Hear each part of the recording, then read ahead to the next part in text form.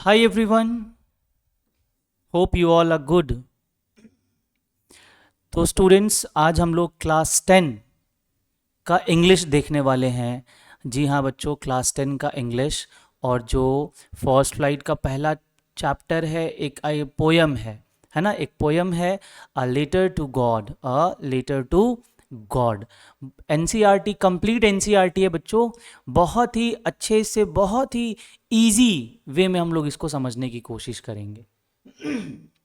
और मैं आप लोगों को हर एक लाइन, हर एक वर्ड समझाऊंगा, और आप इसका जो इमोशन है ना वो फील कर पाओगे। बहुत सिंपल है, बहुत ज़्यादा एनिमेशंस या फिर ये चीज़ें नहीं हैं बच्चों, क्योंकि मैंने कॉन्सेप्ट पे ध्यान दिया है। और आप बेहतर तरीके से पढ़ें, समझें। हमारी जो है बस यही एक हमारी जो एक कह सकते हो कि हमारा जो मोटिव है वो यही है कि आपको चीज़ों को बेहतर तरीके से समझा सके। बच्चों इंग्लिश में क्या है कि इंग्लिश में क्या होता है कि आपका जब अंडरस्टैंडिंग आपकी अच्छी होगी तो आप आंसर राइटिंग में बेहतर कर पाएंगे, आप आंसर ढंग से लिख पाएंगे। आपका ग्रामर स्किल अच्छा होना चाहिए, ताकि आप जब स्टोरी को समझते हैं, आप उसके भाव को समझते हैं, तो आप उसको लिख पाएँ अच्छे से, है ना। क्योंकि ये बहुत ज़्यादा बोर्ड के एग्ज़ाम में बहुत ज़्यादा रटा रटाया नहीं होता है, पैसेज वगैरह होता है और बहुत सारी चीज़ें होती हैं, तो आपकी अंडरस्टैंडिंग बेस्ट होनी चाहिए। तो बच्चों चलो स्टार्ट करते हैं। ये जो पोयम है बच्चों, पोयम नहीं कहेंगे इसको बच्चों, ये एक स्टोरी है, शॉर्ट स्टोरी आप कह सकते हो, अ लेटर टू गॉड, है ना। इसको लिखा है बच्चों G.L. फ्यूंटेज ने लिखा है। किसने लिखा है बच्चों? G.L. फ्यूंटेज ने लिखा है। इनका पूरा नाम था बच्चों ग्रेगोरियो लोपेज फ्यूंटेज। ये एक मैक्सिकन राइटर थे बच्चों। कौन थे? एक मैक्सिकन राइटर थे। तो बच्चों बिफोर यू रीड, कहता है कि पहले चैप्टर को पढ़ने से पहले हमें एक चीज पढ़ने के लिए कह रहा है, जो ये है कि दे से फेथ कैन मूव माउंटेन्स। कहता है दे से फेथ कैन मूव माउंटेन्स। आपने बहुत ज़्यादा सुना होगा, अपने बड़ों से सुना होगा कि विश्वास से तो पहाड़ भी हिलाया जा सकता है ना। इसका क्या अर्थ है कि अगर आपको किसी भी चीज़ में फेथ है, आपको अगर किसी भी चीज़ में डेडिकेशन आप देते हो, समर्पण दिखाते हो, तो आप किसी भी चीज़ को हासिल कर सकते हो, है ना। लेकिन कभी कभी हम बहुत ज़्यादा फेथ दिखाते हैं, हम कर्म पे भरोसा नहीं करते हैं, बस हमें उसका रिजल्ट चाहिए होता है। ये फेथ नहीं है बच्चों, है ना। तो हमें ये चीज़ जो है इसी स्टोरी से समझ में आएगा। तो कहता है कि this faith can move mountains, but what should we put our faith in. कहता है लेकिन हमें अपने फेथ को किन चीज़ों में डालना चाहिए, हमें किन चीज़ों में भरोसा करना चाहिए, किन चीज़ों में विश्वास करना चाहिए। This is the question the story delicately poses. कहते हैं यही क्वेश्चन का आंसर इस स्टोरी में दिया गया है। कहानी का जो प्रोटागोनिस्ट है, जो मेन आपका जो कहानी जिसके चारों तरफ घूमेगी, वो है लेंचो, है ना। ये कहानी का मेन कैरेक्टर है। कौन है बच्चों? लेंचो। कौन है बच्चों? Lencho. Lencho is a farmer who writes a letter to God when his crops are ruined, when his crops are ruined। कहता है लेंचो एक फार्मर है, पहला क्वेश्चन अब यही बन गया। और वो एक लेटर लिखता है गॉड को। कब लिखता है बच्चों? जब उसका क्रॉप्स बर्बाद हो जाता है, जब उसका फसल बर्बाद हो जाता है। आस्किंग फॉर 100 पीजोज, 100 रुपए के लिए वो भगवान को क्या लिखता है? लेटर लिखता है। पीजोज बच्चों, ये फिलीपींस में पीजोज को, पीजो मतलब फिलीपींस की एक करेंसी है पीजोज, ठीक है बच्चों, यानी कि it is a kind of currency. Okay, ये करेंसी का एक टाइप है। Does Lencho's letter reach God, क्या लेंचो का लेटर जो है वो भगवान के पास पहुंचेगा? Does God send him the money, क्या भगवान उसे पैसे भेजेंगे? Think what your answer to these questions would be. सोचिए कि आपका आंसर क्या होना चाहिए। डेफिनेटली आप क्या कहोगे? क्या बात करते हैं सर, भगवान को सब कोई लेटर लिखने लगे तो सारे डिमांड भगवान से लोग पूरा करवाएंगे, है ना। और हर दिन खरबों की संख्या में भगवान के पास लेटर पहुंचने लगेंगे, है ना। अब मोदी जी के पास सब कोई लेटर लिखेगा तो मोदी जी के पास लेटर जाएगा, मोदी जी का जवाब आएगा सबको। वैसे हम भेज तो सकते हैं, है कि नहीं है, लेकिन मोदी जी के पास भेजने के लिए हमें इतना समझना पड़ता है कि पता नहीं हमें कोई रिप्लाई मिलेगा कि नहीं। लेकिन भगवान के पास का तो बात ही अलग है। भगवान का आता पता भी है हमारे पास, भगवान तो सब जगह है कि नहीं है। हम किन्हें भेजें? और क्या भगवान हमारे डिमांड्स को पूरे करने के लिए हैं? तो फिर हमें काम करने की क्या ज़रूरत है? तो यही क्वेश्चन का आंसर हमें मिलेगा बच्चों। बहुत अच्छा इसका जो आपका लेसन होगा ना, मतलब ये जो सीख देने वाला है, बड़ा अच्छा सीख देने वाला है, हम लोग इसी को समझने वाले हैं। So guess the story and guess how the story continues. कहता है गेस करिए कि स्टोरी किस तरह से कंटिन्यू करेगी before you begin to read. पढ़ने से पहले आप सोचिए ज़रा, बात सही है, सोचिए कि क्या होगा आगे। चलिए आप सोचते रहिएगा, मैं पढ़ाना शुरू करता हूँ। ये बच्चों कुछ एक्टिविटी है, एक्टिविटी को रहने देते हैं, कहानी में एंटर करते हैं। So let's get started. The house, the only one in the entire valley, the only one in the entire valley. कहता है कि एक वैली है, वैली समझते ही हैं माउंटेन्स के, ये माउंटेन है और इसी को वैली बोलते हैं। तो एक घर है जो वैली पे है, वैली के बीच में है या वैली के ऊपर है, आगे पढ़ने को मिलेगा। Sat on the crest of a low hill, देखिए लिखा भी है। कहते हैं घर है जो छोटे छोटे पहाड़ों को हम लोग क्या कह सकते हैं, वैली कह सकते हैं। वैली तो ये है, तो छोटे छोटे पहाड़ जो हैं, तो यहाँ पे इसके टॉप पे क्या है, एक घर है ना। क्रेस्ट का मतलब होता है बच्चों टॉप, क्रेस्ट मतलब टॉप ऑफ अ लो हिल, छोटी छोटी पहाड़ियां हैं और उसमें सबसे टॉप पे एक घर है। From this height one could see the river and the field of ripe corn dotted with the flowers that always promised a God good harvest. चलिए, कहता है एक घर है जो पहाड़ों के टॉप पे मौजूद है, जहाँ से आप रिवर देख सकते हैं, नदियाँ देख सकते हैं, और जो कॉर्न होता है जिसका हम लोग क्या खाते हैं, भुट्टा खाते हैं ना, मकई, मकई का फसल लगा हुआ है, कॉर्न का फसल लगा हुआ है, डॉटेड विद द फ्लावर्स। और उसमें क्या है, उसमें फूल आ गए हैं, फूल आने का मतलब उसमें फसल होने वाला है ना, उसमें फ्लावर्स आ गए हैं मतलब फसल होने वाला है। और इसमें ये लिखा भी है that always promised a good harvest, flowers आ गए मतलब फसल होंगे। आपने देखा होगा हम लोग घिउड़ा खाते हैं, घिउड़ा को कई जगह पे बच्चों नेनुआ भी कहते हैं। तो उसमें जब फूल आता है उसके बाद ही क्या होता है, उसमें उसमें उसका फ्रूट होता है, जो वेजिटेबल है वो होता है। चाहे मैंगो का ले लीजिए, चाहे लीची का ले लीजिए, किसी भी सेक्सुअल रिप्रोड्यूसिंग जो प्लांट होते हैं उसमें पहले फ्लावर फिर फ्रूट। तो ये एक सिंबल है, एक साइन है कि फ्लावर आया है तो फ्रूट भी आएगा, है ना। हाँ, अगर ये यूनिसेक्सुअल ना हो तो the only thing the earth needed was a downpour. कहता है बस एक चीज की जरूरत थी कि अच्छी खासी बारिश हो जाए। यहाँ डाउनपोर का मतलब है रेन, अच्छी खासी बारिश, और एटलीस्ट अशार। और बारिश मतलब अच्छी खासी बारिश नहीं हो तो कम से कम थोड़ा बहुत ही बारिश हो जाए। दो वर्ड यहाँ पे यूज किया बच्चों। डाउनपोर का मतलब हेवी रेन, डाउनपोर का मतलब क्या हो गया बच्चों, हेवी रेन। डाउन का मतलब नीचे, पोर का मतलब पानी बहाना है, कोई भी लिक्विड बहाना, इस तरह से याद कर सकते हैं। तो हेवी रेन को क्या कह सकते हैं, डाउनपोर। और शार मतलब क्या हो गया, ठीक ठाक बारिश हो जाए, थोड़ी बहुत भी तो अब भी काम चल जाएगा, है ना। सिंपली आप रेन इसको लिख सकते हैं। तो कहता है जो रेंचो है, कहता है कि मतलब कहता क्या है, पहाड़ों से देख के नदियाँ दिखती हैं, क्रॉप्स दिखते हैं, फ्लावर्स के साथ दिखते हैं। अगर अच्छी खासी बारिश हो जाए या कम से कम थोड़ी बहुत बारिश भी हो जाए तो वहाँ पे फसल अच्छा खासा देखने को मिल सकता है। थ्रू आउट द मॉर्निंग मतलब पूरी सुबह जो है, Lencho who knew his field intimately, कहता है पूरी मॉर्निंग लेंचो जो है, जो अपने फील्ड को बहुत बेहतर तरीके से जानता है। इंटीमेटली का मतलब होता है हर छोटी छोटी इन्फॉर्मेशन उसके पास है, वो सारी चीज़ अपने फील्ड के बारे में जानता है। had done nothing else but see the sky towards the north east। कुछ नहीं करता है सुबह उठ करके, वो खाली देखता रहता है, मतलब आसमान की तरफ नॉर्थ ईस्ट में देखता रहता है, क्योंकि उधर पहाड़ होते हैं, बारिश की आने की संभावना भी उधर से ही होती है। तो बस आंख ऊपर करके आसमान की तरफ देखता है कि हे प्रभु, हे हरिराम, बारिश करवा दीजिए आप, है कि नहीं है, बारिश करवा दीजिए। यानी कि वो यहां से ही समझ में आ रहा है कि he is totally depend on God और ऑन नेचर। अब गॉड या फिर नेचर हमारे अकॉर्डिंग तो नहीं चल सकता ना, हमारी वजह से तो न जाने कितना मतलब वेदर में, एनवायरनमेंट में कितने चेंजेस हो गए, जिसकी वजह से बारिश कभी बहुत तेज होगी, कभी नहीं होगी। अभी देख लो कितनी गर्मी है, बारिश भी नहीं हो रही है, और कई जगहों पे बारिश हो रही है।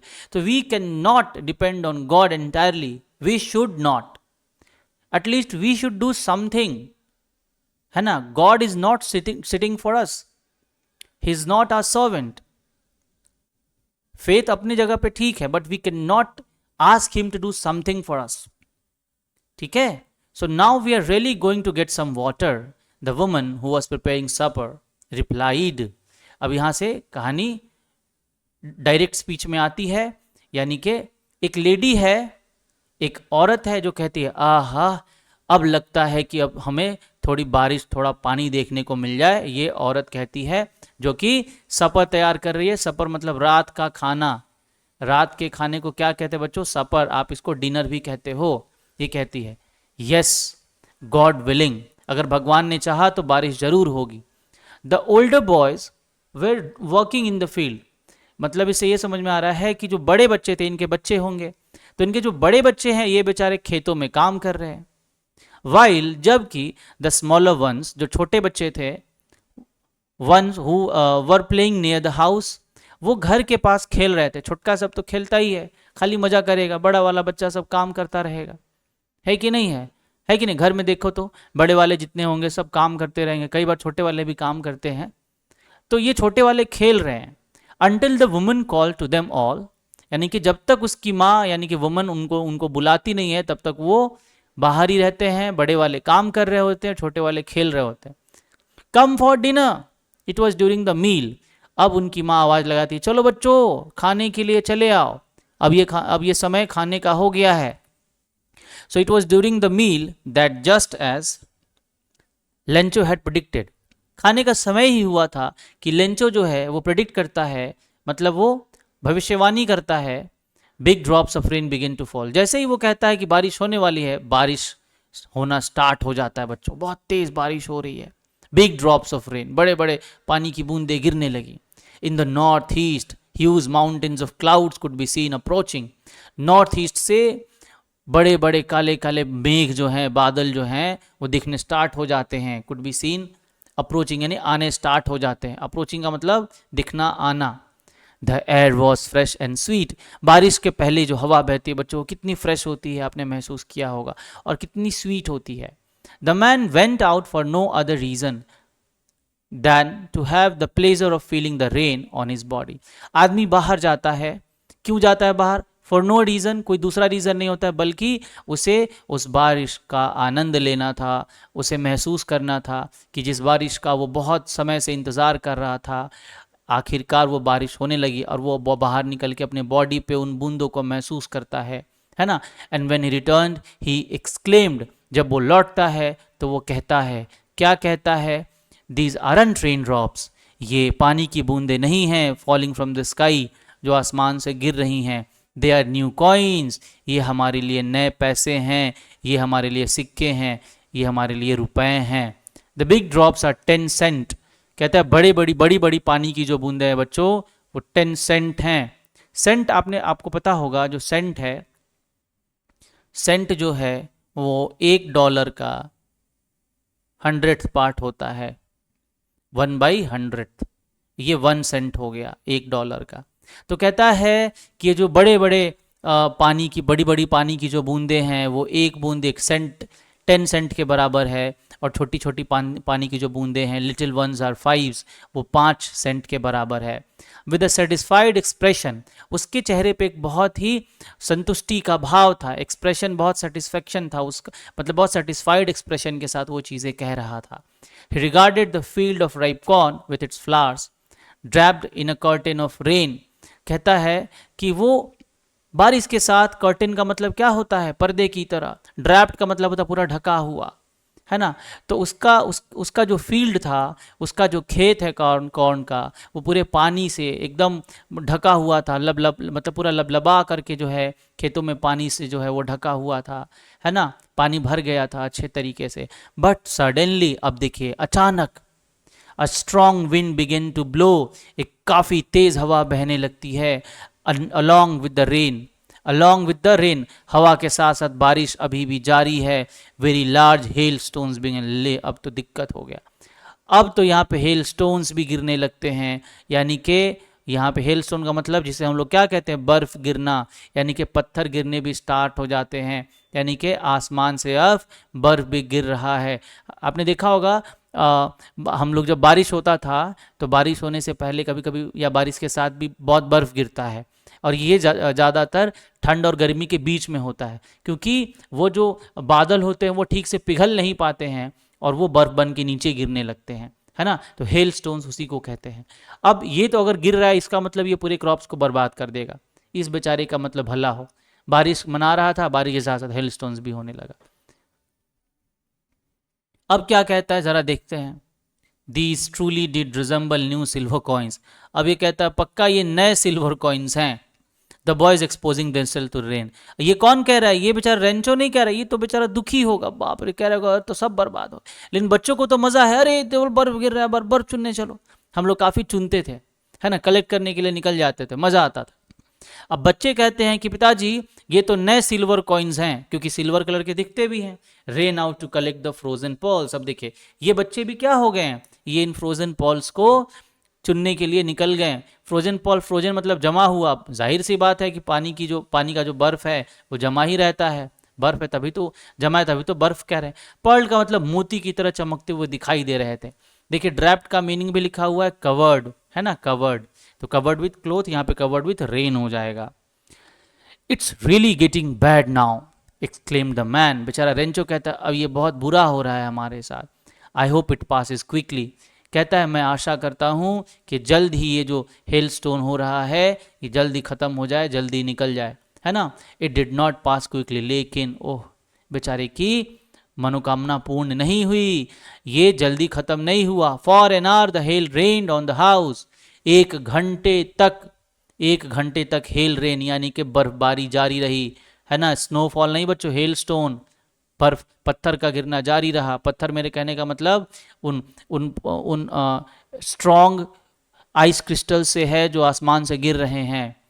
The garden, the hill side, the cornfield on the whole valley. कहता है घर पे, गार्डन में, पहाड़ों के बीच, कॉर्नफील्ड में, सब जगह जो है हेल स्टोन जारी था। हेल की बारिश हो रही थी, हेल स्टोन की बारिश हो रही थी। The field was white. अब बताओ अब क्या होगा।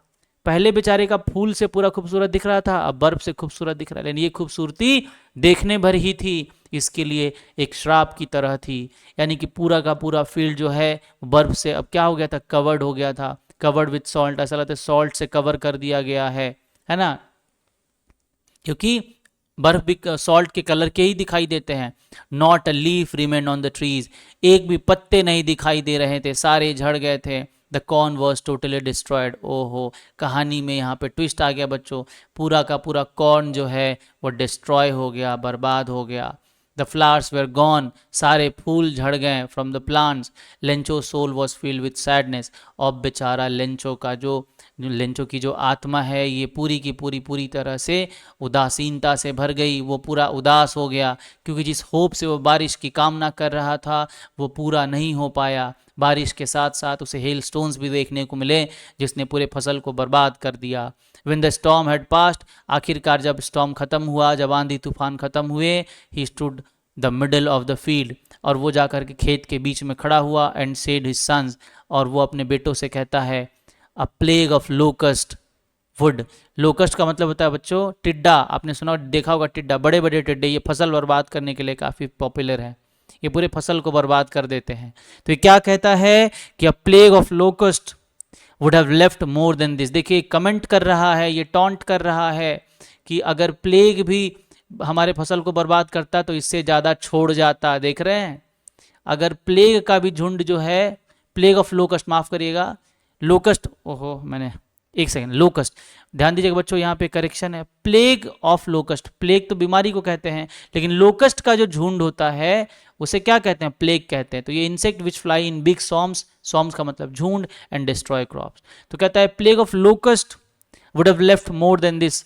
अगर लोकस्ट का झुंड भी हमारे खेत में आया होता तो उसने भी इससे ज़्यादा फसल छोड़ दी होती। इसका अर्थ यह है कि अब उसका थोड़ा भी फसल बचा हुआ नहीं था। The hell has left nothing. इस हेल ने कुछ भी नहीं छोड़ा है हमारे लिए। कहता है this year we will have no corn. कहता है कि इस साल कोई कॉर्न नहीं होगा हमारे यहाँ। The night was a sorrowful one. उस रात उन लोगों के लिए एक दुख भरी रात रही। सोरोफुल का मतलब पूरा दुख से भरा हुआ। सोरो मतलब दुख, पेन, दर्द, कष्ट, परेशानी। कैसे कोई शांति की नींद सो सकता है कि नहीं है? कैसे कोई पीसफुल स्लीप ले सकता है इतने बड़े इंसिडेंट के बाद? So all our work for nothing, हमारा काम, हम जितना भी हमने काम किया कुछ नहीं हुआ उसका, वो सब बर्बाद हो गया बच्चों। There is no one who can help us, क्या हमारे लिए कोई मतलब हमारा कोई मदद करने वाला नहीं है। Will go hungry this year, हम लोग इस बार इस साल भूखे ही रह जाएंगे। आइए कुछ ओरल कॉम्प्रिहेंशन चेक, कुछ वर्बल क्वेश्चंस देखते हैं। What did Lencho hope for? Rain, है ना। हो लेंचो जो है वो किस चीज़ के लिए होप कर रहा था? बारिश के लिए। वाई डिड लेंचो से the rain drops were like new coins? क्योंकि वो वैसे दिखाई दे रहे थे, न्यू कॉइन्स की तरह दिखाई दे रहे थे, और उसके लिए वो पैसे की तरह ही थे, क्योंकि बारिश जो है, बारिश के बाद उसका फसल अच्छा हो पाता। How did the rain change? Rain कैसे बदला? रेन के थोड़ी बारिश होने के थोड़ी देर के बाद हेल स्टोन्स होने लगे, तो आसमान से बर्फ गिरने लगी। And what happened to Lencho's field? Lencho का पूरा फील्ड जो है बर्फ से भर गया, सारा फूल झड़ गया, सारा फसल बर्बाद हो गया। What were Lencho's feeling when he was when the hail stopped? जब बारिश रुकी, जब हेल स्टोन्स गिरने रुके, तो उसको कैसा फील हो रहा था? ऑब्वियसली सॉरोफुल फील हो रहा था। He felt that nothing has left for us, है ना। Even the locust have left more than this, है कि नहीं है। And this year we will go hungry, उसको यही फील हुआ। आगे बढ़ते हैं बच्चों। But in the hearts of the who in the hearts of all who lived in that solitary house in the middle of the valley, कहता है कि वैली के बीच में जो घर था जिसमें जो फैमिली रह रही थी, मतलब ये है कि लेंचो की जो फैमिली है, सॉलिटरी मतलब होता है अकेला, अकेला घर था, है ना। उनकी दिलों में there was a single hope, एक होप अभी भी बचा था बच्चों, एक होप अभी भी बचा था, हेल्प फ्रॉम गॉड। और वो होप जो है वो गॉड से मदद की आशा थी इनकी। इनको लग रहा था भगवान अभी भी हमारी मदद करने के लिए हैं। Don't go upset, don't be so upset even though this seems like a total loss. Remember, no one dies of hunger, that's why, that's what they say, no one dies of hunger, है ना। अब ये कहते हैं कि ज़्यादा upset होने की ज़रूरत नहीं है ना। Even though this seems like a total loss, ऐसा लगता है, ऐसा दिखता है कि हम लोग पूरी तरह से लॉस में है, सब बर्बाद हो गया, लेकिन याद रखो, remember, no one dies of hunger, भूख से कभी कोई मरता नहीं है। क्योंकि लोग कहते हैं ना कि भगवान ने पेट दिया है तो उसका खाना भी वहीं देंगे। तो यहाँ पे बच्चों वही लाइन लिखा हुआ है, लोग कहते हैं, दे से यहाँ पे कौन है? लोग हैं, है कि नहीं है? लोग हैं यहाँ पे, दैट्स वॉट दे से, इसलिए वे कहते हैं, कौन? लोग। No one dies of hunger, कोई भूख से नहीं मरता। ऑल थ्रू द नाइट, पूरी रात, Lencho thought only of his one hope, Lencho रात भर सोचता रहा अपने एक होप के लिए कि मेरे पास अब एक ही आशा है और वो है भगवान, the God, the help from God, भगवान से मदद, भगवान से मदद की आशा। Whose eyes as he had been instructed, उसकी आंखों में जिसको क्या कहा गया था कि भगवान पे भरोसा रखो वो मदद करेंगे। इंस्ट्रक्टेड का मतलब उसे बात कही गई थी कि भगवान मदद करते हैं। सी एवरीथिंग, और भगवान सब कुछ देखते हैं, है ना। इसे ये बात कहा गया था। ऑब्वियसली सारे लोग तो यही कहते हैं कि भगवान सब कुछ देखते हैं, वो सबकी मदद करते हैं। Even what is deep in one's conscience, कहता है जबकि उसके कंसाइंस में, उसके दिमाग, दिलो दिमाग में क्या चल रहा था? लॉस के बारे में। बहुत बेचारा परेशान था। Lencho was an ox of a man, वो बेचारा एक आदमी के बैल की तरह था, कोल्हू की बैल की तरह, जो दिन रात मेहनत करता रहता था। Walking like an animal in the field, बहुत मेहनती आदमी था बेचारा। But still he knew how to write. अब देखिए यहाँ पे एक चीज कहा जा रहा है कि आखिर वो पढ़ना, एक किसान था लेकिन पढ़ना नहीं जानता था, सॉरी माफ करिएगा, वो पढ़ना जानता था, लिखना जानता था। The following Sunday at daybreak, अगले दिन संडे था, जैसे आज संडे है तो अगले दिन संडे था। दिन जब खुला, दिन जब हुआ, सुबह जब हुई, he began to write a letter, वो एक लेटर लिखना स्टार्ट किया, which he himself would carry to town and place it in the mail, and place it in the mail, वो खुद उस लेटर को लिखा और अगले दिन जा करके पोस्ट ऑफिस में उसको मेल बॉक्स में रख देता है। It was nothing less than a letter God, और वो कुछ नहीं था, भगवान को एक लेटर लिखा था उसने, ठीक है। तो वही कंसाइंस का मतलब यहाँ पे लिखा है बच्चों, and in a sense of right और रॉन्ग, कि गलत और सही क्या होता है, उसी को कंसाइंस कहते हैं। गॉड, ही रोट, लिखता है भगवान, if you don't help me, अगर आप हमारी मदद नहीं करेंगे, अगर आप मेरी मदद नहीं करेंगे, my family and I will go hungry this year, इस साल मैं और मेरी फैमिली भूखे ही रह जाएंगे। आई नीड 100 पीज़ोज़, मुझे 100 पीज़ोज़ की ज़रूरत है। In order to sow my field again to live, मुझे अपने फील्ड में दोबारा से फसल लगाने के लिए इतने पैसों की ज़रूरत है, 100 पीज़ोज़ की ज़रूरत है। अनटिल द क्रॉप्स कम्स, है ना, बिकॉज द हेल स्टॉर्म, मतलब आगे लिखता है कि क्योंकि हेल स्टॉर्म ने हमारी फसल बर्बाद कर दी है, और जब तक फसल नहीं उग जाता है तब तक हम कैसे जिएंगे, और 100 पीज़ोज़ की ज़रूरत है फसल को उगाने के लिए। He wrote to God on the envelope, put the letter inside, कहता है कि अब लेटर में हम लोग लिखते हैं ना टू फादर मदर, तो लिखता है टू गॉड, यानी भगवान को ये लेटर जा रहा है, और एनवेलप बंद करके अपना लेटर उसमें रख देता है। Still trouble went to town, at the post office he placed a stamp on the letter, post office जाता है और उसके बाद क्या करता है, वो लेटर में एनवेलप पे एक स्टाम्प लगाता है और फिर उसे क्या करता है, मेल बॉक्स में ड्रॉप कर देता है, and dropped it into the mail box. One of the employees, employees का मतलब जो कर्मचारी होते हैं, काम करने वाले, तो उसमें से एक कर्मचारी जो है पोस्ट ऑफिस का, हु वॉज अ पोस्टमैन, वो एक पोस्टमैन था, and also help at the post office, और वो पोस्ट ऑफिस में हेल्प भी करता था। वेन टू हिज बॉस, वो अपने बॉस के पास गया, laughing heartily and showed him the letter to God, वो जोर जोर से हंस रहा है, हा हा हा हा, ये तो भगवान को लेटर लिखने, ये तो भगवान को लेटर भेजने के लिए आया है, क्योंकि जाहिर सी बात है हंसी का ही पात्र था ये letter. Never in his career as a postman had he known that address, अब जाहिर सी बात है कोई एड्रेस भगवान का, कोई भी पोस्टमैन भगवान का एड्रेस कैसे जानेगा।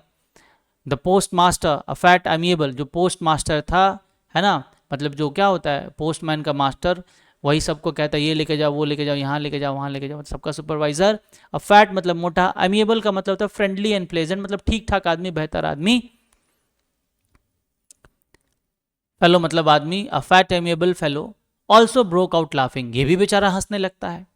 But almost immediately he turn serious, लेकिन बेचारा तुरंत सीरियस भी हो जाता है। क्यों सीरियस हो गया होगा बच्चों, ज़रा सोचिए। वो सोच रहा होगा कि आदमी को कितना ही फेथ है भगवान पे, कि भगवान को ये लेटर लिख रहा है। Tapping the later on his desk, वो लेटर को अपने डेस्क पे टैप मतलब रख देता है ना, और कमेंट करता है कि व्हाट फेथ, मतलब क्या विश्वास है।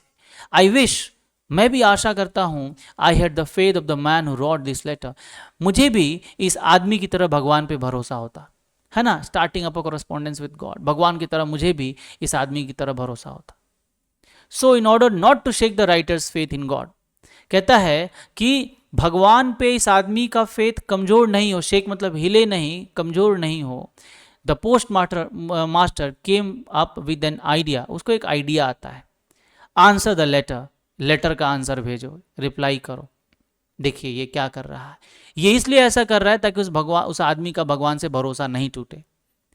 But when he opened it, जब वो इसको खोलता है, it was evident that to answer it he needed something more than goodwill, कहता है जब वो उसको खोलता है, तो जब वो देखता है तो कहता है कि भाई ये लेटर लिखने से काम नहीं चलेगा, ही नीडेड समथिंग, उसको कुछ चीज़ की ज़रूरत है, मोर देन अ गुडविल, यानी कि एक अच्छाई के अलावा भी उसको चीज़ों की ज़रूरत है।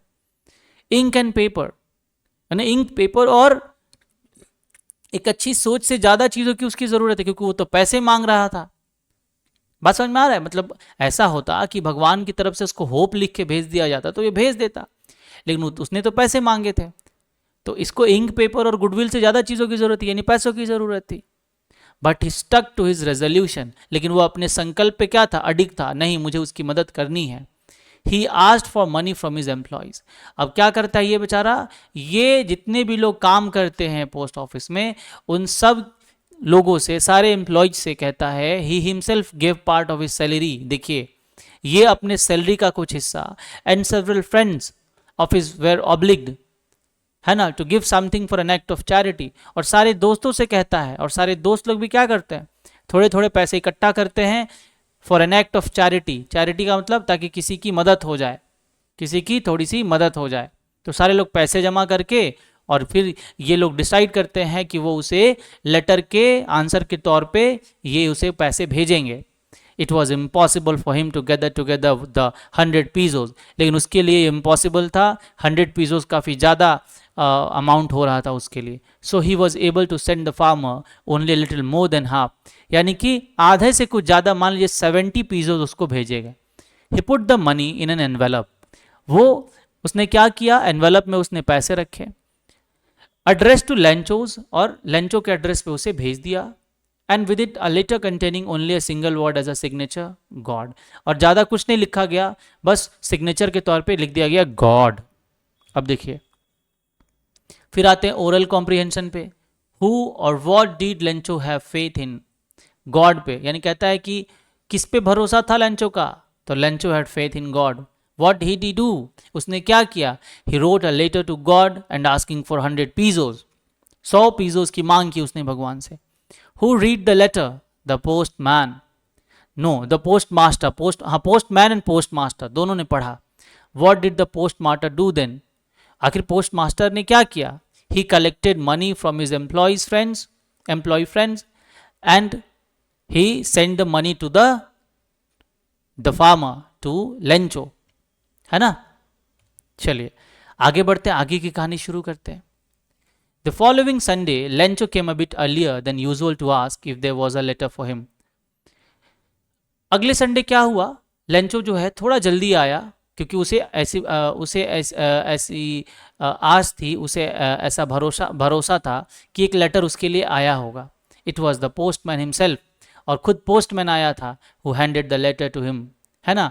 While the postmaster experiencing the contentment of a man who has performed a good deed. देखिए क्या हो रहा है, जब वो अगली संडे जब वो थोड़ा जल्दी सुबह में आ गया कि उसके लिए कोई लेटर आया होगा, गॉड ने लेटर भेजा होगा, पोस्ट मास्टर ने खुद उससे वो लेटर हैंड ओवर किया, और वो एक बहुत ही अच्छा फील कर रहा था, बहुत अच्छा एक्सपीरियंस कर रहा था. क्यों, कि उसे लग रहा था कि भाई वो उसकी मदद कर रहा है, अंदर से उसको प्राउड फील हो रहा था. ठीक है, लेकिन देखिए उसके प्राउड फीलिंग को ये किस तरह से बर्बाद करता है.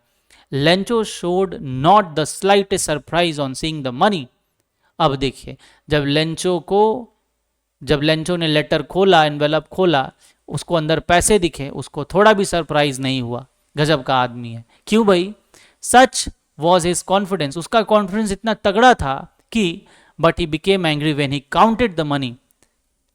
जब उसने पैसे गिने तो वो गुस्सा हो गया, क्योंकि उसे पूरा भरोसा था कि उसने जितने पैसे मांगे होंगे भगवान ने उतना उसको दिया होगा, है ना. ये उसका बहुत ही कॉन्फिडेंस था, और इसलिए उसने कोई सरप्राइज नहीं दिखाया. और बेचारा पोस्टमैन भी बेचारा निराश हो गया, कैसा आदमी है भाई तुम.